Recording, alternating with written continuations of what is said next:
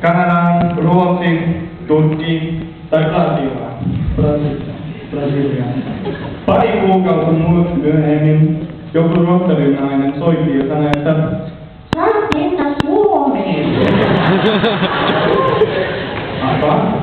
Aivan, mä sanoin. Just niin, eli voitko ehkä kertoa mulle, miten tämä Suomen paikka on? Mä tiesin vain, että Suomessa oli paljon lunta, joulupukki ja jääkählyjä. Eikä kengiöitä.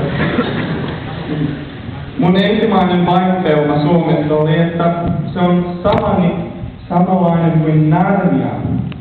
En ollut nähnyt lunteen, kun mä tulin. Eli se oli mahtava nähdä sen. Mä ajattelin, että voisi olla vaikea saada kavereita Suomesta. Ei ollut. Joku kertoi mulle, että suomalaiset ei tykkää ulkomaalaisista. Mutta Loima ei ole semmoinen kuin mitä mä luulin. Se on mahtava paikka paikkapilalle. Kuukausi sen jälkeen, kun mä tulin Suomeen, mä sain kaverit Ypäjä-pojista. Mä asuin Ypäjällä. Ensimmäisen Osmo, Juho, Artu ja Aleksi.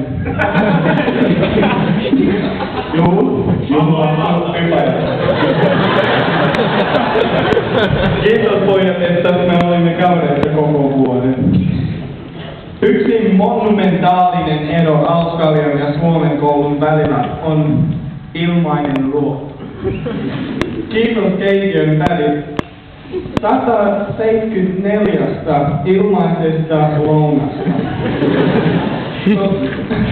Siksi mä käyn koulua, koska siellä mä saan ruokaa. Eiks kotona mukaan saa? Se on tosi hyvä ruokaa, vaikka... Ei taida kelvotti. Asetetaan onkin ihan... Se oli loistavaa pelata monissa koulun urheilujoukkueissa. Mä pelasin lentopalloa, pestopalloa ja jalkapalloa. Ja mä olen varma, että mun 5 minuuttia kentällä pelaamassa sähköllä oikeesti auttoi meidän joukkueessa.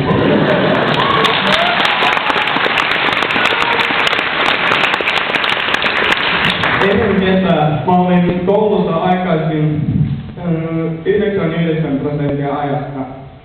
Vitsi, mä olin hyvä oppilas. Kesän jälkeen mä olin ehkä alle 1% ajoissa. Aina mä olin myöhässä ja haistin tuntia. Eli sori opettajat ja kiitos, että ette yrittäneet tappaa mua. Joskus jotkut opettajat puhuu englantiakin mulle. No, se olisi auttanut mua, jos mä olisin kuunnellut. Mä oon saanut monta hyvää kaveria Suomesta ja mä oon oppinut ja nähnyt todella paljon. Mä olen oppinut hiihtämään,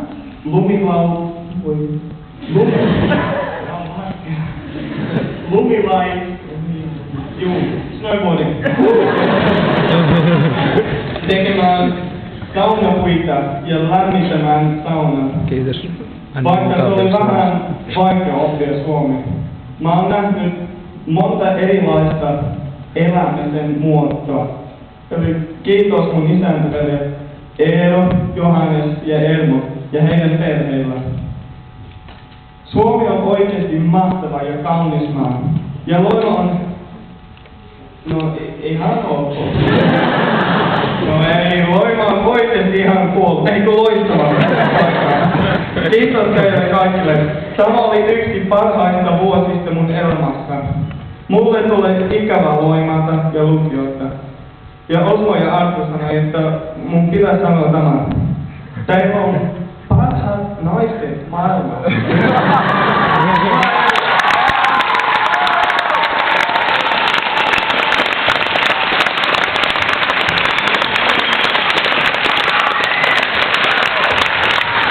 Thank you.